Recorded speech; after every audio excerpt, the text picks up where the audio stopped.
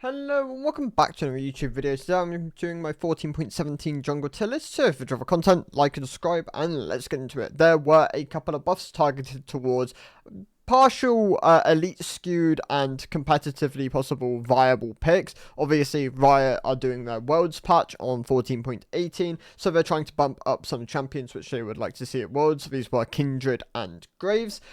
Champions which got nerfed, so two of them were indirect, that was Rumble and Silas, and two of them were mainly because of their staleness within the meta, that is Brand and Lilia. And let's cover the tier list. So the D tier is going to stay relatively similar. We have Garen, we have Malphite. Both these champions obviously top laners which can have pick rate within the jungle. There is a player base there, but neither of these champions operate particularly well here at the moment.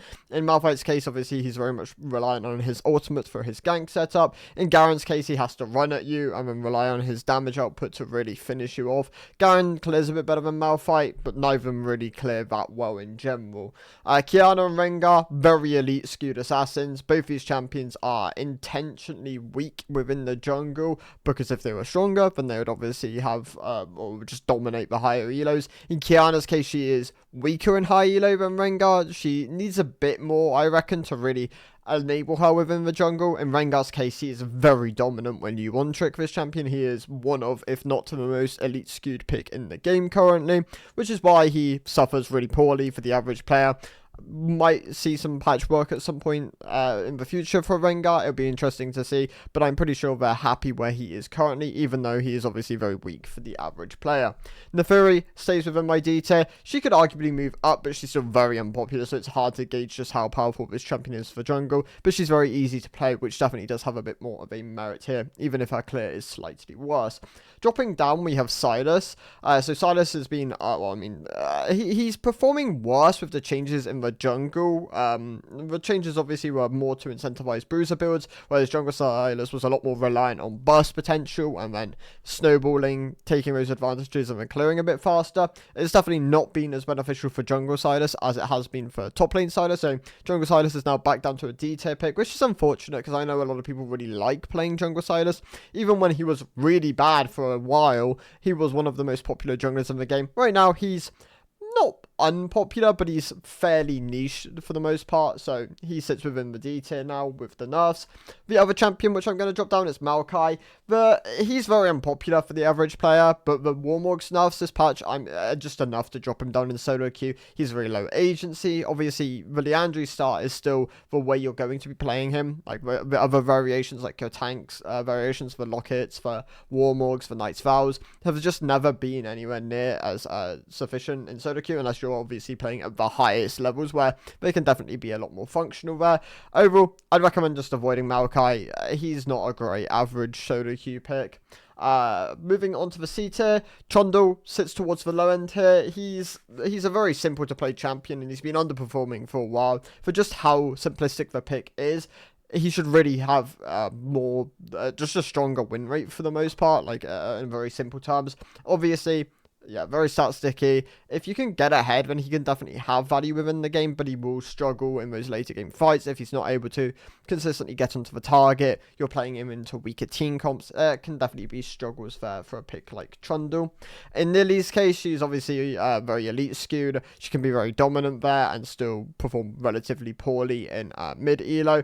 Her last set of nerfs dropped her down from like an A/B tier pick to a C tier, but there have been some build optimizations which have definitely helped her a bit in those higher elos, even if the mid elos have not really adapted as quickly. She's a solid C tier pick, and obviously if you put the games in, you'll definitely be rewarded on a champion like Nidalee, but I would recommend other AP champions over her at the moment. Something I wouldn't really recommend though is Eve. I think Eve is a bit too volatile in her current state, very reliant on Medjay stacks. If you die once on this champion, oftentimes that can just be outright game over, which can be really punishing on a pick like Eve. Her strength really does come from getting like that early Medjay, getting those stacks, and then using that to really snowball and have like power up your really aggressive AP ratios.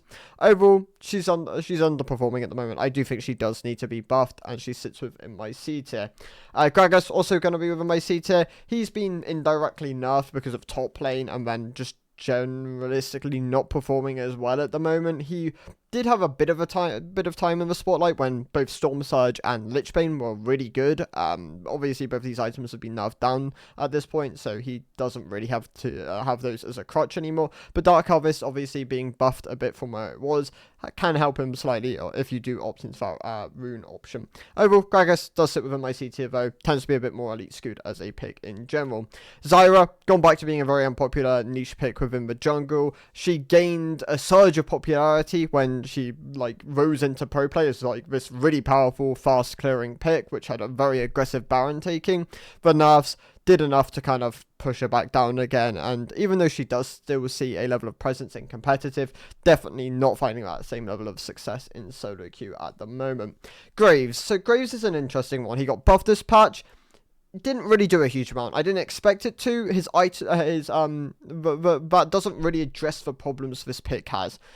Is it enough to push him up to the B tier? Maybe. He was a high C tier option before, but the main problem Graves has at the moment is he's indirectly constantly getting tagged by marksman nerfs, whether this is through like system nerfs, like fleet being nerfed, cut down being nerfed, whether this is through the itemization being nerfed, some of the ranged options just not being as performant. Obviously, he ran Yomu's beforehand, that has been nerfed for ranged champions. He ran Opportunity, that has been nerfed for ranged champions. Collector is still a pretty solid item on him, and obviously if you get that IE, he can be really powerful in those mid-game free item spike like scenarios, but he's still struggling. The main problem with Graves is just his itemization at the moment, but this does help his clear speed a decent amount, and it does help his overall damage output, so he does go from like a high C tier to a low B tier. I'm gonna have him right at the bottom of my B tier here. In fact, I'm gonna swap him around with Karthus, who is performing a bit worse at the moment. I've kind of had him like flickering between both B and C tier.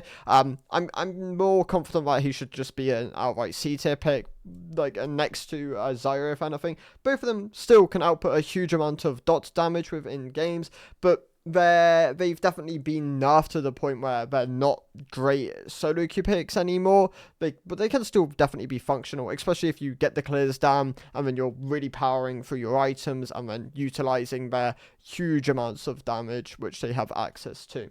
Skarner moves up into the B tier, so Skarner doing a bit better at the moment, still very unpopular just across both top lane and jungle at the moment, but the changes in the last two patches have done enough to kind of like slowly claw him back up. He is beginning to see pro play again, which is a concern, because obviously when a champion like Skarner starts seeing competitive, Sejuani's a bit weaker with Warmorgs now, then yeah, there's definitely a case where like Skarner could end up being nerfed because of competitive, which is unfortunate, because this rework just hasn't really found the footing which I hope, which I really hoped it would. Overall, I think this champion needs a bit of kit reshape, and I think there should be some more ratios and different like build opportunities for a champion like Skarner, as that really benefits him in solo queue without making him as oppressive in competitive.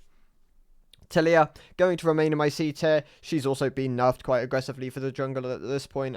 She sits above Zyra and Karthus, I would argue, but not like suddenly a jump up in tier. All three of these champions have just been tagged, along with like Gragas, even Lily, just over the last split. Not even just split, like last season. I believe Eve got tagged towards the end of last split. That's where like a lot of her nerfs came in, and same goes for Gragas. But yeah, all these champions nowhere near as performant as they have been in the past.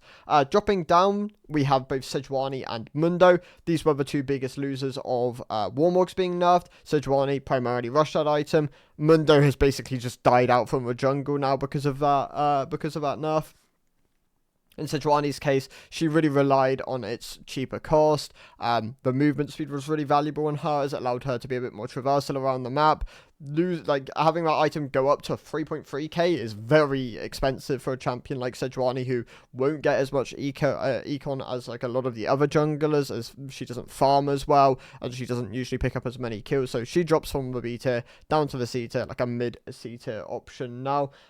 Dropping down as well is Rumble. The nerfs missed. Like I'm so irritated that they went for his passive damage, as it was not the correct lever for top lane. This was obvious, but it really hit Rumble Jungle quite badly, and I think Rumble Jungle is a cool, like, unique pick. It's not very popular, and some people like and enjoy playing this champion. I really feel for those people who enjoy playing picks off role or just like as niche options, and then they get tagged because of their main role and like Riot not balancing it correctly, which can be very unfortunate in situations like this. Overall, Rumble drops from a B tier to a C tier pick. He went from being like a hidden strong jungler to not something I'd really recommend anymore, and he is once again being hit 14.18. I'm pretty sure Rumble just as a champion is dead next patch, which is, I know some people will be really happy, but I kind of dislike it when Riot just go full out and like kill a champion rather than balancing it more for like what it should, like where it's underperforming and where it's overperforming. But yeah, Rumble definitely going to take a big hit next patch, but for the moment he now does drop down to the C tier. Moving on to the B tier picks then. So we have Yorick, who is really underrated within the jungle, especially like plat below. This champion is incredibly strong here, definitely performant, has been performant for like a year and a bit, ever since I believe there were some changes to, I mean, the more recent changes were the uncapped damage, percentage damage when you have Maiden out. And of course, Maiden's always going to be out when you're jungling for the most part, and it makes you a very aggressive 1v1 in a lot of situations. It also really amps your clear quite aggressively, makes your objective taking really good, and Yorick very slept on jungler at the moment. Definitely something which I'd recommend, and yeah, plat below primarily, but you can run him diamond below. There is definitely like room for him there, but he does quite aggressively fall off with rank emerald further on from that. Kind of akin to Teemo. I don't think Teemo's as good as Yorick. I'd put Teemo more towards the low end of the B tier. Also does quite aggressively fall off with rank, but his scaling is some of the best in the game, especially when you get good control over objectives and you're playing him into the correct team comps. Pantheon, not performing as well, just generalistically across the board. The changes to his like giving him health ratios, I've kind of hoped that it would like breathe like new builds and give him like new options and enable him to do different things, but it's kind of been relatively neutral. It's obviously now kind of incentivizing to go Q, W, Emax. There's someone in Korea who like was really performing quite well on Pantheon jungle. I don't know so much anymore. I haven't really been keeping up with that. But for the most part, he's not doing as well in the jungle at the moment. I'd put him as like a low B tier option. I'd put a lot of these picks as like low B tiers in their current state. Belveth, very elite skewed champion. Oftentimes it's just relying on like getting good invades off and then looking for solo kill opportunities. She's she's like early mid game skewed, and yeah, relying on those like 1-2 item power spikes, that being like the Kraken, the Stride Breaker, and then utilizing that to just overwhelm people and just win out in 1v1 situations. Zed, kind of a slept on jungler. I think this pick has definitely gained a lot with the changes which Zed has received over the last couple of patches. It's no longer like a C, D tier kind of like only really playable if you're like someone who's very confident on Zed and put a lot of games in. It's now just generalistically not a bad jungler, and but yeah, the passive damage obviously incredibly aggressive. Your one shot combos combined with like your gank angles are pretty unique in a way. Like you can get some good W's over walls and then obviously engage with R, and oftentimes you don't want to do that. You do just want to lead with R and then chase with W. That is how Zed's able to consistently output a lot of his damage. But there's definitely angles there, and he is in a pretty good spot for the jungle at the moment. Lee Sin, underperforming. Obviously, still the most played jungler in the game. There's nothing's really going to stop that unless Lee Sin is really bad. He's definitely struggling with the itemization being a bit weaker for him, but he has received some changes more recently. They did give him a bit of base armor and a W buff, I believe, and it kind of moved them from like a low B tier to like a mid-high B tier pick. If you put the games in, you'll be very much rewarded for a champion like this. Generalistically, he's like a solid B tier option, and yeah, put the games in, you'll be rewarded. Hecarim, I know there's a lot of discourse around this champion. If he's ahead and snowballing, it can feel impossible to play against this pick. He's incredibly mobile, he does a lot of damage, he's hard to kill. If he falls behind, really hard to pilot this champion, very feast or famine, and I think that's why I tend to like avoid having him in the higher tiers at the moment. Just how famine this champion can be. He's just entirely dependent on his ultimate if he ever falls behind. He doesn't do a huge amount of damage. He's like very reliant on items for that for the most part, as they really try to nerf down his base damages to discourage people from playing tank Hecarim. Overall, yeah, feast or famine. If you get ahead and you're confident in your ability to play this champion, he definitely aggressively climbs to the tier list. Vice versa, if you fall behind consistently, don't play this champion. It's really not worth it. Vi, still very valuable for her lockdown, but she's been underperforming in solo queue for a while, so she also sits as like a low B tier pick. Talon, not as good as Zed, I'd argue at this point, but still a solid jungler. Talon's a bit more like if you play him in the mid lane and you're confident in your combo execution, then you can definitely have success in the jungle, but obviously you're more reliant around poaching enemy camps, making sure you're using your map traversal correctly. He doesn't have that W amp anymore for jungle monsters, so you do feel that a bit, but overall, this champion's still a solid B tier pick. Elise, a forgotten jungler at this point. She's still very early game dominant, and if you can land those cocoons consistently, combined with her burst damage output, she could be really valuable within comps, and I think she's a bit slept on in her current state, but she's very unpopular, and that does definitely hurt her when you just don't see as many people playing this champion. Poppy, a solid B tier pick. I'd only really recommend her as an anti-dash answer. Outside of that, you're not really playing Poppy that much, but Sundered Sky, still a great item option on her. Her damage is still very deceptive and can be quite high, especially if you're going like a Deadman second or like a Sterix third, for example. Nunu is a good jungler. The thing with Nunu is he's very unique in his playstyle. The W combined with the ultimate, you don't tend to see Nunu played outside of one tricks. He has two really strong builds in both the AP and the tank variations, and if you pick the right ones in the correct games and you play a lot of this champion, he can feel quite successful and quite powerful. If you don't put a lot of games in, you'll notice pretty quickly that he has relatively poor base stats, and he's pretty squishy in that aspect, and that can definitely feel quite punishing, especially if you're not finding the early game gank angles and you're not really being that successful on this kind of a pick. Shaco, high B2 option. AP Shaco is definitely a lot more viable these days with like Leandries and Blackfire Torch with Fated Ashes being a solid option for him. Does tend to scale a bit more aggressively, whereas AD Shaco very much early game skewed. Both of these are solid options. He's a very hard to pilot champion though, and oftentimes kind of akin to Nunu, primarily just played by one tricks. Rek'Sai and Jax wrap up the B tier, which remains. So in Rek'Sai's case, she's pretty close to the A tier. She's definitely a high B tier pick, but she's also, once again, very unpopular, primarily just played by OTPs. But the AoE knockup can definitely give her really big outplay potentials.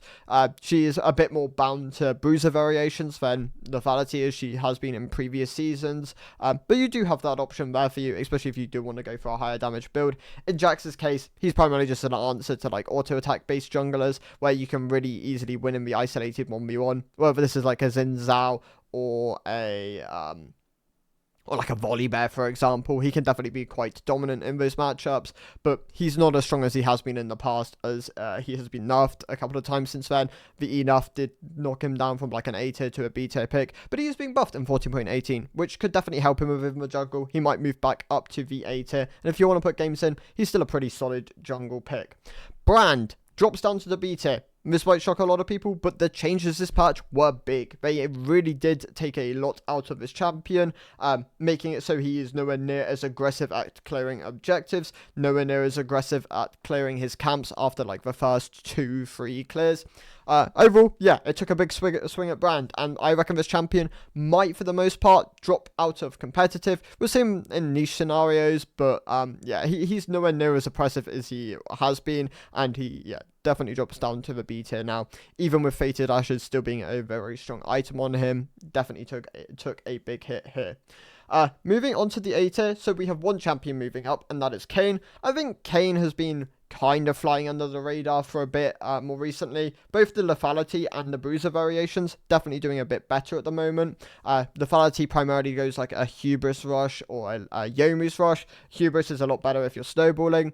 For Bruiser Kayn, is perfectly viable in his current state. You have like variations of like Eclipse, Sundered Sky, Sterix, Spirits, items like that. Death Stance being buffed has definitely helped that quite a bit. And overall, he's a solid A tier pick, and I'm gonna have him, like a mid to low A tier pick in his current state. But yeah, pretty solid. Moving on to like the core A tier pick. So we have Zac. Zac sits more towards the bottom of the A tier. Definitely not doing as well at the moment as he has done in the past, but he's still a very solid tank option, which is very good in the mid game, especially in like team fight scenarios, and can output a lot of damage. In Yi's case, they've done a bit to obviously unwind his elite skew, which he was quite heavily aggressive. Like he was very aggressively elite skewed in like previous patches before they did the health growth, the armor growth, I believe like attack speed and attack damage growth, which really did help him quite a bit. Overall, he sits within the A tier because they nerfed him back down after that, obviously. Ivan, still kind of built wrong in certain situations, not quite as dominant in solo queue as he has been in the past, definitely more of a pro pick these days, but he's still a very solid A tier champion. You can definitely find success on this pick. Viego lost a bit with the Bork nerfs, lost a bit with the Kraken Slayer nerfs. Overall, he's not a high A tier pick anymore, he's more like a low A tier pick, but you can definitely find success on this champion. Xin Zhao is being buffed in 14.18, he's in a pretty good spot at the moment. Definitely recommend playing this champion if you are looking for some LP and you're happy to play someone who is arguably a bit boring to play, honestly. I know a lot of people who play Xin Zhao just complain about the fact this champion is very one-dimensional, and yeah, it is relatively boring. Jarvan, on the other hand, I love playing Jarvan. I think this champion's a lot more fun than Xin Zhao, but yeah, he's also being buffed in 14.18. Both these champions obviously probably being buffed for Worlds. I highly doubt that it's for any other reason, as both of them are pretty solid solo queue performers. But yeah, with Xin Zhao and Jax being buffed, perfect time to learn Jax. Still a good time to learn Xin Zhao. But yeah, both these champions definitely solid A tier picks, like mid A tier picks at the moment. Rammus, I think, is a low A tier pick. I've kind of gone off these anti AD stack these armor stacking champions like the Malphites, the Rammuses. There's not really much else other than that. Maybe like Taric, I guess, but then Taric is different anyway, so it's whatever.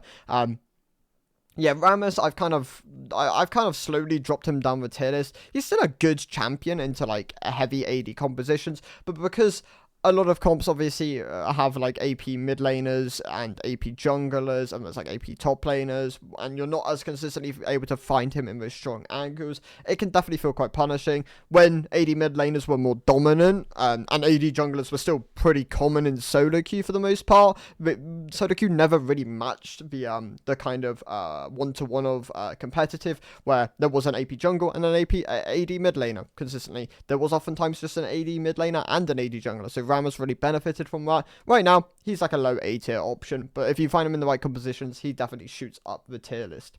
Mordekaiser, slept on as a champion. Honestly, I think this pick is very close to the S tier at the moment, especially in mid and low elo.